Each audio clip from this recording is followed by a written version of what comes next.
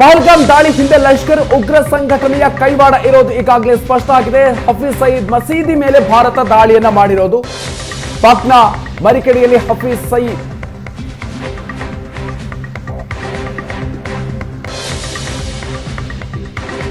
ಮಸೀದಿಯ ಮೇಲೆ ಭಾರತ ದಾಳಿಯನ್ನ ಮಾಡಿದೆ. ಪಾಕ್ನ ಮರಿಕೆ ಹಫೀಜ್ ಸಯೀದ್ ಮಸೀದಿ ಮೇಲೆ ವಾಯುಸೇನೆ ದಾಳಿಯನ್ನ ಮಾಡಿದೆ.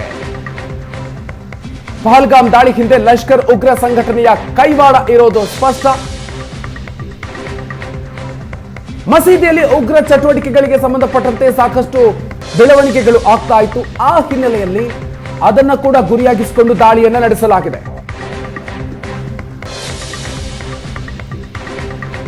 ಮತ್ತಷ್ಟು ಡೀಟೇಲ್ಸ್ ಕೊಡ್ತಾರೆ ಶಶಿ. ನೀವು ಹೇಳ್ತಾ ಇದ್ರೆ ಕಂಟಿನ್ಯೂ ಮಾಡಿ. ಮಧುಕರ್, ಲಷ್ಕರ್ ಎ ತೊಯ್ಬಾ ಮತ್ತು ಜೈಷ್ ಎ ಮೊಹಮ್ಮದ್ ಉಗ್ರ ಸಂಘಟನೆಗಳನ್ನು ಟಾರ್ಗೆಟ್ ಮಾಡಿಕೊಂಡು ಭಾರತ ಈ ದಾಳಿ ಮಾಡಿದೆ. ಈ ದಾಳಿಯಲ್ಲಿ ಸೇನಾ ನೆಲೆಗಳನ್ನು ಗುರಿಯಾಗಿಸಿ ದಾಳಿ ಮಾಡಿಲ್ಲ, ಕೇವಲ ಉಗ್ರ ನೆಲೆಗಳನ್ನು ಮತ್ತು ಉಗ್ರರಿಗೆ ತರಬೇತಿ ಕೊಡ್ತಿದ್ದಂತಹ ಸ್ಥಳಗಳ ಮೇಲೆ ದಾಳಿ ಮಾಡಲಾಗಿದೆ. ಭಾರತ ಯಾವಾಗ ಪಾಕಿಸ್ತಾನದ ಮೇಲೆ ದಾಳಿ ಮಾಡುತ್ತೆ ಅನ್ನುವಂತಹ ಮುನ್ಸೂಚನೆ ಸಿಕ್ತೋ ಆಗ ಪಾಕ್ ಆಕ್ರಮಿತ ಕಾಶ್ಮೀರದಲ್ಲಿದ್ದಂತಹ ಒಂದಷ್ಟು ಉಗ್ರ ನೆಲೆಗಳನ್ನು ಬೇರೆ ಕಡೆಗೆ ಶಿಫ್ಟ್ ಮಾಡಲಾಗಿತ್ತು.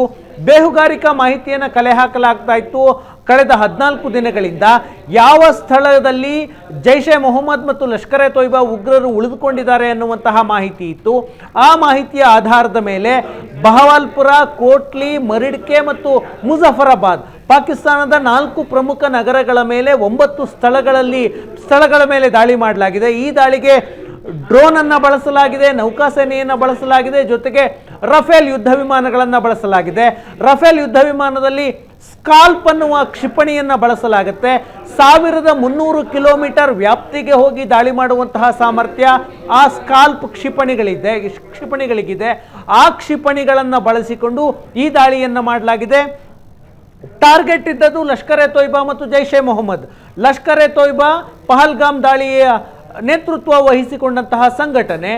ಹಫೀಜ್ ಸಯೀದ್ ನಮ್ಮ ಸ್ಕ್ರೀನ್ ಮೇಲೆ ನೋಡ್ತಾ ಇದ್ದೀರಾ, ಆತ ಲಷ್ಕರ್ ಎ ತೊಯ್ಬಾದ ಮುಖ್ಯಸ್ಥ. 2008ರಲ್ಲಿ ಮುಂಬೈ ದಾಳಿಗೆ ಕಾರಣಕರ್ತನಾದಂತಹ ವ್ಯಕ್ತಿ. ಈಗಲೂ ಕೂಡ ಈತ ಲಾಹೋರ್ನಲ್ಲಿದ್ದಾನೆ. ಲಾಹೋರ್ನ ಒಂದು ಸೇಫ್ ಮನೆಯಲ್ಲಿ ಆತನ ರಕ್ಷಣೆಯನ್ನು ಕೊಟ್ಟಿದೆ ಪಾಕಿಸ್ತಾನದ ಸೇನೆ. ಆತನ ರಕ್ಷಣೆಗಾಗಿ ಸೈನಿಕರನ್ನು ನಿಯೋಜನೆ ಮಾಡಿದೆ.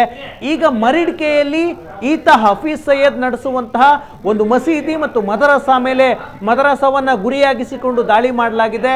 ಆ ಮಸೀದಿ ಮತ್ತು ಮದರಸಾದಲ್ಲಿ ಭಾರತದ ವಿರುದ್ಧ ಉಗ್ರ ದಾಳಿಗೆ ಪಾಕಿಸ್ತಾನಿ ಮೂಲಭೂತವಾದಿ ಯುವಕರುಗಳನ್ನು ತರಬೇತಿ ಮಾಡಲಾಗಿತ್ತು ಅನ್ನುವಂತಹ ಮಾಹಿತಿ ಇತ್ತು. ಆ ಮಾಹಿತಿಯ ಕಾರಣದಿಂದಾಗಿ ಆ ಮಸೀದಿಯ ಮೇಲೆ ದಾಳಿ ಮಾಡಲಾಗಿದೆ. ಮತ್ತೊಂದು ಬಹವಾಲ್ಪುರ್, ಜೈಷ್ ಎ ಮೊಹಮ್ಮದ್ ಅನ್ನುವಂತಹ ಉಗ್ರ ಸಂಘಟನೆ, ಪುಲ್ವಾಮಾ ದಾಳಿಗೆ ಕಾರಣವಾದಂತಹ ಸಂಘಟನೆ ಜೈಷ್ ಎ ಮೊಹಮ್ಮದ್. ಜೊತೆಗೆ 2001ರಲ್ಲಿ ನಡೆದಂತಹ ಪಾರ್ಲಿಮೆಂಟ್ ಅಟ್ಯಾಕಿಗೆ ಕಾರಣವಾದಂತಹ ಸಂಘಟನೆ ಜೈಷ್ ಎ ಮೊಹಮ್ಮದ್.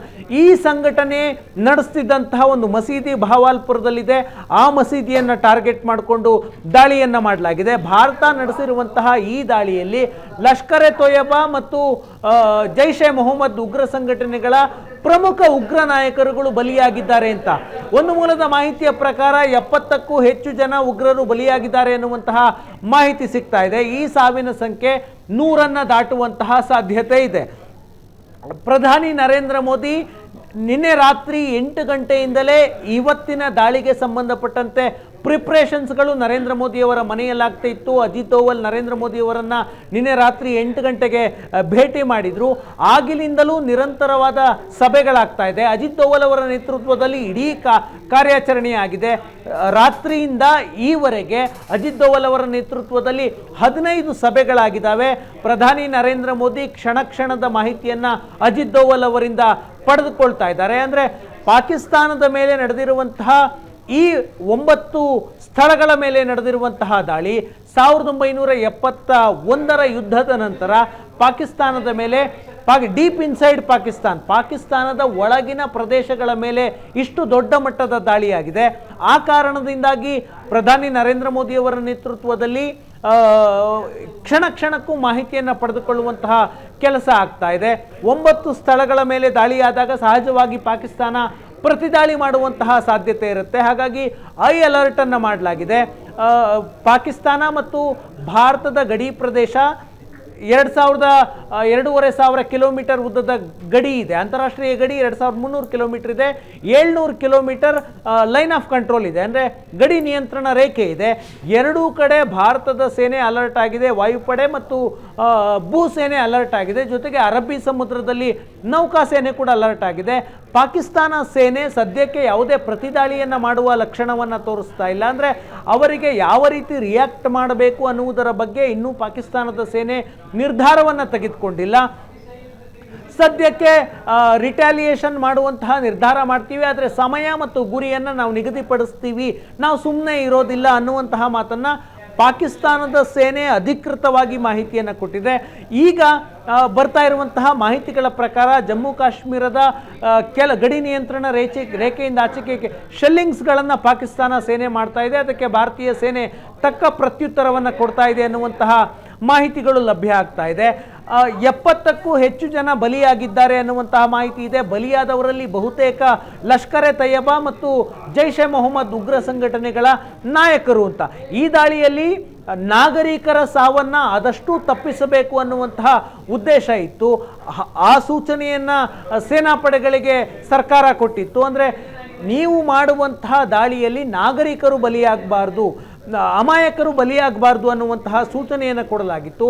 ಆ ಕಾರಣದಿಂದಾಗಿ ಒಂದು ಪ್ರಿಸೈಸ್ ದಾಳಿಯನ್ನು, ನಿಗದಿತ ಗುರಿಗಳನ್ನು ಟಾರ್ಗೆಟ್ ಮಾಡಿಕೊಂಡು ಈ ದಾಳಿಯನ್ನು ಮಾಡಲಾಗಿದೆ.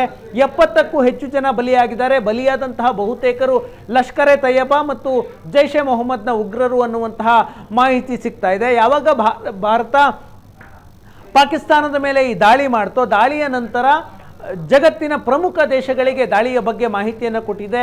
ಅಮೆರಿಕದ ರಾಷ್ಟ್ರೀಯ ಭದ್ರತಾ ಸಲಹೆಗಾರರ ಜೊತೆ ಅಜಿತ್ ದೋವಲ್ ಮಾತನಾಡಿದ್ದಾರೆ. ಜೊತೆಗೆ UK, ಫ್ರಾನ್ಸ್, ಆಸ್ಟ್ರೇಲಿಯಾ, UAE ಈ ರೀತಿಯ ದೇಶಗಳಿಗೆ, ಜೊತೆಗೆ ರಷ್ಯಾ ನಮ್ಮ ಪ್ರಮುಖ ದೇಶ, ಆ ದೇಶಕ್ಕೂ ಕೂಡ ದಾಳಿಯ ಬಗ್ಗೆ ಮಾಹಿತಿಯನ್ನು ಕೊಡಲಾಗಿದೆ. ಅಂದರೆ ಭಾರತ ಪಾಕಿಸ್ತಾನದ ಮೇಲೆ ನಡೆಸಿರುವಂತಹ ದಾಳಿಗೆ ಅಂತಾರಾಷ್ಟ್ರೀಯ ಬೆಂಬಲವನ್ನು ಗಳಿಸುವಂತಹ ನಿಟ್ಟಿನಲ್ಲಿ ಜಗತ್ತಿನ ಪ್ರಮುಖ ದೇಶಗಳಿಗೆ ಪಾಕಿಸ್ತಾನದ ಉಗ್ರ ನೆಲೆಗಳನ್ನು ಟಾರ್ಗೆಟ್ ಮಾಡಿಕೊಂಡು ದಾಳಿ ಮಾಡಿದ್ದೀವಿ ಅಂತ ಭಾರತ ಈಗಾಗಲೇ ಸ್ಪಷ್ಟವಾಗಿ ಹೇಳಿದೆ. ಆಪರೇಷನ್ ಸಿಂಧೂರ ಹೆಸರಿನಲ್ಲಿ ನಡೆದಿರುವಂತಹ ಈ ದಾಳಿಯಲ್ಲಿ ಕೇವಲ ಉಗ್ರ ನೆಲೆಗಳನ್ನಷ್ಟೇ ದಾಳಿ ಮಾಡಲಾಗಿದೆ. ಪಾಕಿಸ್ತಾನದ ಸೇನಾ ನೆಲೆಗಳನ್ನು ಗುರಿಯಾಗಿಸಿಕೊಂಡು ದಾಳಿ ಮಾಡಿಲ್ಲ. ಯಾಕಂದರೆ ಭಾರತ ಈಗ ರಿಲೀಸ್ ಮಾಡಿರುವಂತಹ ಅಧಿಕೃತ ಪ್ರೆಸ್ ನೋಟ್ನಲ್ಲಿ ಸಂಘರ್ಷದ ವಾತಾವರಣ ನಿರ್ಮಾಣ ಆಗಬಾರ್ದು ಮತ್ತು ಅನ್ನುವ ಕಾರಣಕ್ಕಾಗಿ ಸ್ವಯಂ ನಿರ್ಬಂಧವನ್ನು ವಿಧಿಸಿಕೊಂಡು ಸೇನಾ ನೆಲೆಗಳ ಮೇಲೆ ದಾಳಿ ಮಾಡಿಲ್ಲ, ಕೇವಲ ಉಗ್ರ ನೆಲೆಗಳ ಮೇಲಷ್ಟೇ ದಾಳಿ ಮಾಡಲಾಗಿದೆ. ಪಹಲ್ಗಾಮ್ನಲ್ಲಿ ನಡೆದಂತಹ ನರಮೇಧದ ಕಾರಣಕ್ಕಾಗಿ ಪಾಕಿಸ್ತಾನದ ಉಗ್ರರ ವಿರುದ್ಧ ಕ್ರಮವನ್ನು ತೆಗೆದುಕೊಂಡಿದ್ದೀವಿ ಅಂತ ಭಾರತ ಅಧಿಕೃತವಾಗಿ ಹೇಳಿದೆ. ಬೆಳಗ್ಗೆ 10 ಗಂಟೆಗೆ ಸೇನೆ, ವಾಯುಪಡೆ ಮತ್ತು ಸೇನೆಯಿಂದ ಜಂಟಿ ಸುದ್ದಿಗೋಷ್ಠಿ ಆಗುವಂತಹ ಸಾಧ್ಯತೆ ಇದೆ. 11 ಗಂಟೆಗೆ ಭದ್ರತಾ ಸಂಪುಟ ಸಮಿತಿಯ ಸಭೆಯನ್ನು ಕರೆಯಲಾಗಿದೆ. ನಿನ್ನೆಯೇ ಒಂದು ಕ್ಯಾಬಿನೆಟ್ ಮೀಟಿಂಗ್ ನಿಗದಿಯಾಗಿತ್ತು, ಇವತ್ತು ಬೆಳಗ್ಗೆ 11 ಗಂಟೆಗೆ. ಆ ಕ್ಯಾಬಿನೆಟ್ ಮೀಟಿಂಗ್ನ ಬದಲಾಗಿ ಭದ್ರತಾ ಸಂಪುಟ ಸಮಿತಿ ಸಭೆಯನ್ನು ಕರೆಯಲಾಗುತ್ತೆ. ಈ ಭದ್ರತಾ ಸಂಪುಟ ಸಮಿತಿ ಸಭೆಯಲ್ಲಿ ಮಿಲಿಟರಿ ಕಾರ್ಯಾಚರಣೆಯ ಮುಂದುವರಿದ ಭಾಗದ ಬಗ್ಗೆ ಗಂಭೀರ ಚರ್ಚೆಯಾಗುತ್ತೆ. ಭದ್ರತಾ ಸಂಪುಟ ಸಭೆಯಲ್ಲಿ ರಾಜನಾಥ್ ಸಿಂಗ್ ಇರ್ತಾರೆ, 3 ಸೇನಾಪಡೆಗಳ ಮುಖ್ಯಸ್ಥರು, ಚೀಫ್ ಆಫ್ ಡಿಫೆನ್ಸ್ ಸ್ಟಾಫ್ ಇರ್ತಾರೆ, ಅಮಿತ್ ಶಾ ಇರ್ತಾರೆ, ಪ್ರಮುಖ ಮೋದಿ ಸರ್ಕಾರದ ಟಾಪ್ 5 ಮಿನಿಸ್ಟರ್ಸು ಮತ್ತು ಸೇನಾ ನಾಯಕರುಗಳು, ಜೊತೆಗೆ ಅಜಿತ್ ದೋವಲ್ ಇವರ ಜೊತೆ ಸಭೆ ಮಾಡಿ ಮುಂದೆ ಏನು ಮಾಡಬೇಕು, ಪಾಕಿಸ್ತಾನ ಪ್ರತಿದಾಳಿಯನ್ನು ಮಾಡಿದರೆ ಭಾರತದ ಉತ್ತರ ಏನಾಗಿರಬೇಕು ಅನ್ನುವುದಕ್ಕೆ ಸಂಬಂಧಪಟ್ಟಂತೆ ಬೆಳಗ್ಗೆ 11 ಗಂಟೆಗೆ ಸಭೆ ಆಗುತ್ತೆ. Okay thank you Shashi ಡೀಟೇಲ್ಸ್ಗೆ.